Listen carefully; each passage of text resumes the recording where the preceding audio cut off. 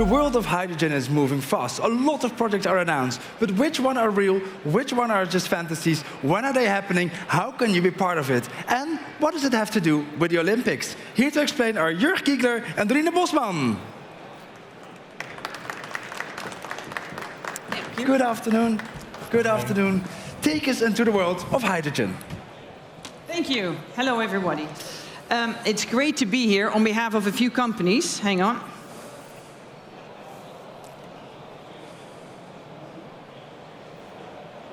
Hey. Thank you. It's great to be here on behalf of 8 companies that are united into Mission H2, which are GasUnie, Eneco, Shell, Vopak, Remea, Toyota, Groningen Seaports, and my company, Port of Amsterdam. So we are united to bring positive vibes to the world of hydrogen. And I will start with a short video to tell you about that vibe.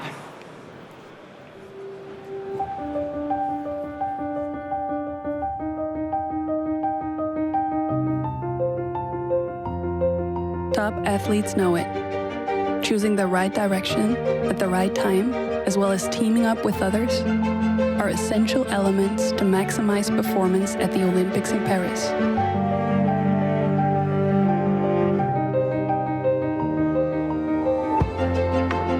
The same applies to achieving our climate goals. To go for gold with hydrogen, we need each other.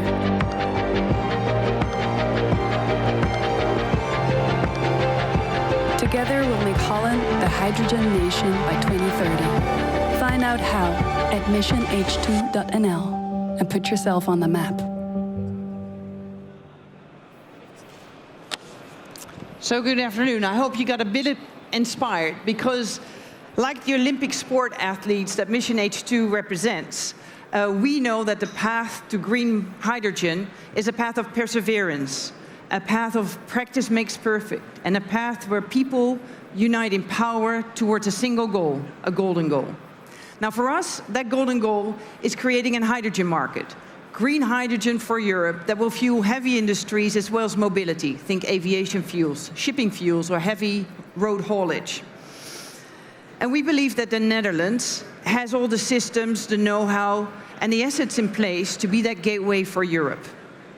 And that is in true what we want to do. So Mission H2 not only supports the companies in the Netherlands, but also the other companies and organizations that want to further hydrogen across the globe. And as such, we're really enthusiastic by creating a true Olympic family. We see hydrogen valleys popping up around the globe, especially in Europe. And here in Amsterdam, we are particularly proud that we were awarded the Hydrogen Valley Award this year, last week in Brussels. And to make visible what all these joint efforts are, what's happening in this new market, to inspire others, to make connections, and to really build a truly Olympic family, together with TKI, we built the Hydrogen Map. And I hope today you will see some of those efforts and the projects that are ongoing that will inspire you, make new connections, and hopefully build this great market that we all need to further green power across the world. Jörg, the floor is yours. Thank you very much, Doreen. And it's a great pleasure to present to you an overview of the hydrogen activities that are going on in the Netherlands. And an example of this is, you can see here, this is the hydrogen map depicting all the projects in the Netherlands dealing with hydrogen. And we got one person looking at the data behind this map every day to check if it's still relevant, is this still the latest update, are there new projects, etc. So what you can see here is circles with numbers indicating the projects that we have. And this is the view for 2030, where we also look at how is wind and how is solar developing, and what does that mean for the production of hydrogen. And just to give you an idea, you can zoom in on the map, for example, here to the Amsterdam area, the Port of Amsterdam area, where you can see all types of projects, and you can zoom in again on those projects, for example here, so we can see an offshore hydrogen project named Poseidon, where they produce hydrogen with offshore wind, with an electrolyzer of 1 megawatt, and transporting this onshore. And another good example is this project, the largest one in Europe, the Shell Holland Hydrogen 1, a 200 megawatt electrolyzer located in the port of Rotterdam, producing hydrogen for their oil refinery and being fed by offshore wind. So this is also a nice example. So if you click on those projects, you can find all the information, you can find small videos, and get an idea of what's going on in these type of projects. What we also do is, if you subscribe to this map, which is for free, if you subscribe to it, you get news messages, like what kind of new projects did we add, what kind of developments are. And if you take a look at the map, at the data that are behind that, and I said already, we are checking that on a continuous basis. This is an example of how many tons of hydrogen are being produced by those projects during the number of years that we are having in our database. So this is today, and there you can find 2030. And what we see is that the production of hydrogen is approaching 1.4 million tons of hydrogen in 2030, but the offtake is lagging behind.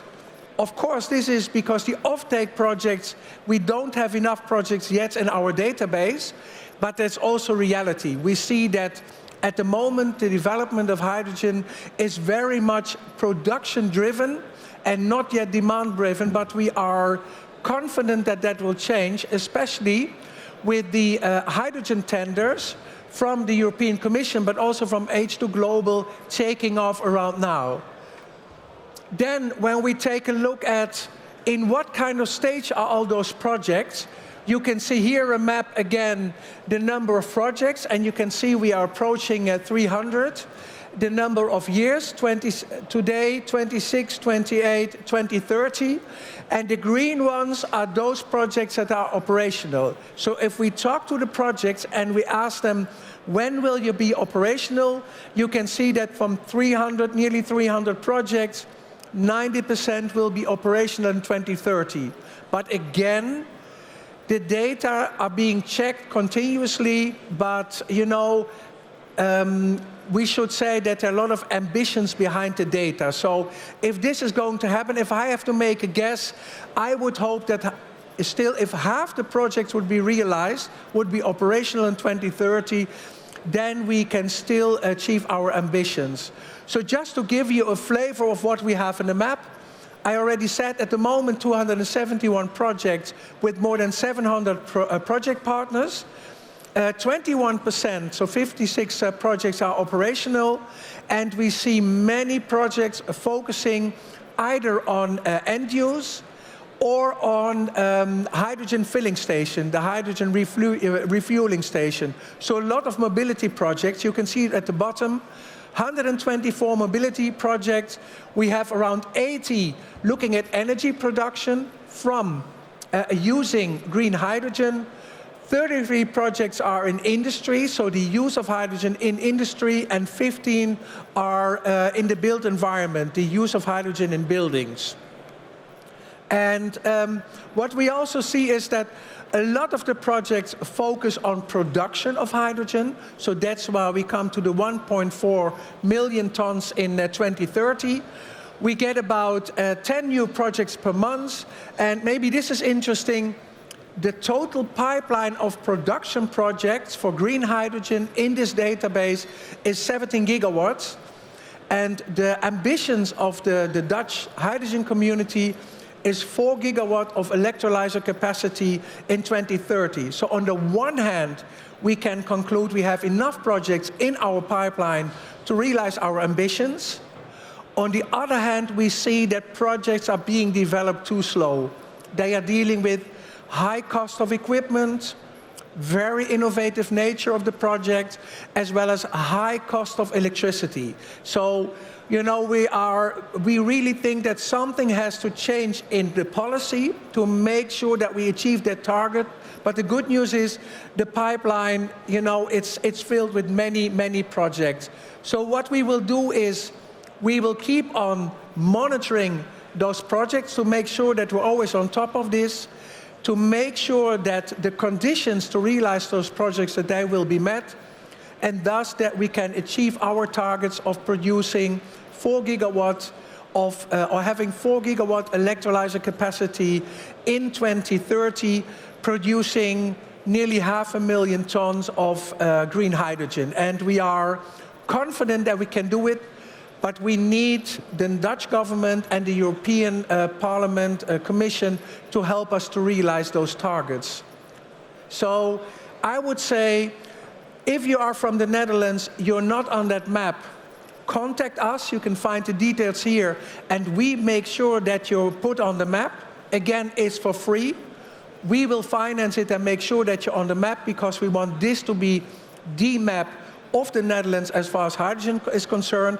If you're not from the Netherlands, I would like to invite you to take a look at the map, have a look at the projects, and see if you can find some partners to collaborate with. So thank you very much for your attention, and we're open to any questions you may have. Thank you.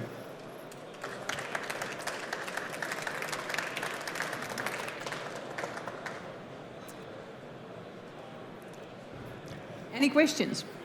Any questions, or maybe the moderator still having his lunch? You're much faster than we could ever imagine. You're so super quick. Are there questions from the audience? All clear? I have to chew before we can do the ending of this. Take it easy. Okay, very clear. So we're all going to look at the map. We're going to figure out where the projects are. And if you have a project, make sure you're on it. Make sure you're on it. This is a Dutch map. We're hearing more and more we need to have a European hydrogen market with European connections and know where we are. Is your map also part of a European map? Yes and no.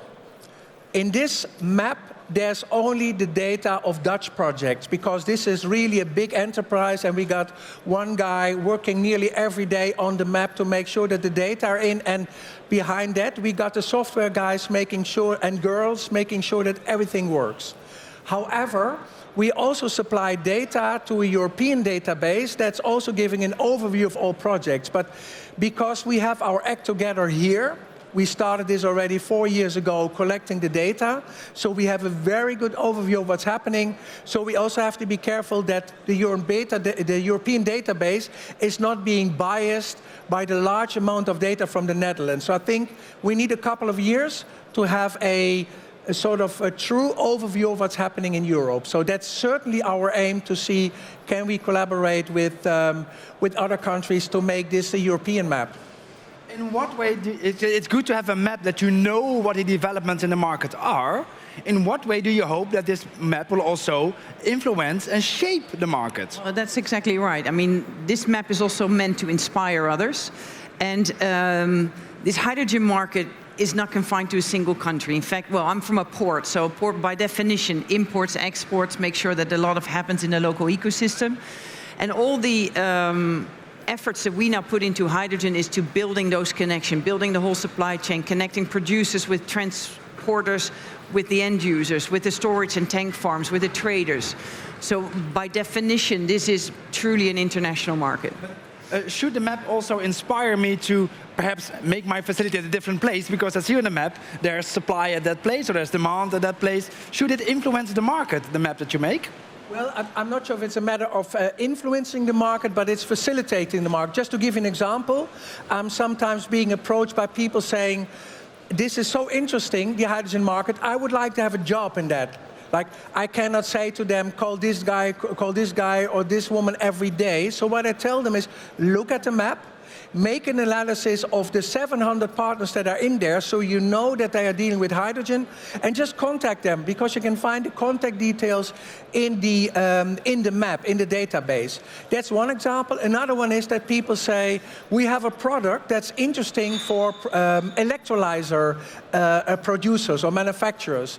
So I tell them, look at the database, you get an overview of parties dealing with this particular issue, and contact them. So I don't have to give my contacts all the time. You know, I'm not a database, but look at the database and use it. So I think it can be used for many, many purposes, and that's why we invite everyone.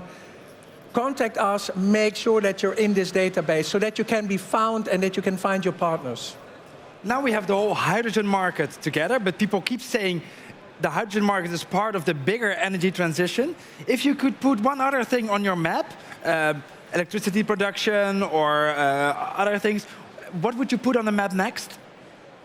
Well, one of the things we're talking about, but we have to discuss this with our partners as well, is there is quite a need for research facilities. So this is about projects, but some ask us, I have a new electrolyzer, I want to test it somewhere. Where can I find testing facilities? Or where is there someone who can certify my electrolyzer or my fuel cell? So what we are thinking about and what we are preparing is, can we deliver an overview of where you can test, where you can do R&D, etc.? And then the next step would be, if partners agree, can we put that on the map or not? So that's certainly something that we would like to include in the map.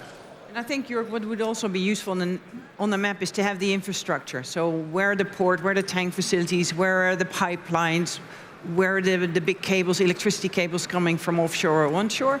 So it's getting that infrastructure, I think, will be useful as well, because like you're saying, then you kind of know, okay, if I'm looking for a location, where is the best place I can connect? Yeah. Wonderful. Well, we hope that the map that you show here very soon becomes reality and inspires people to put hydrogen on the map. Thank you so much for this. You're welcome.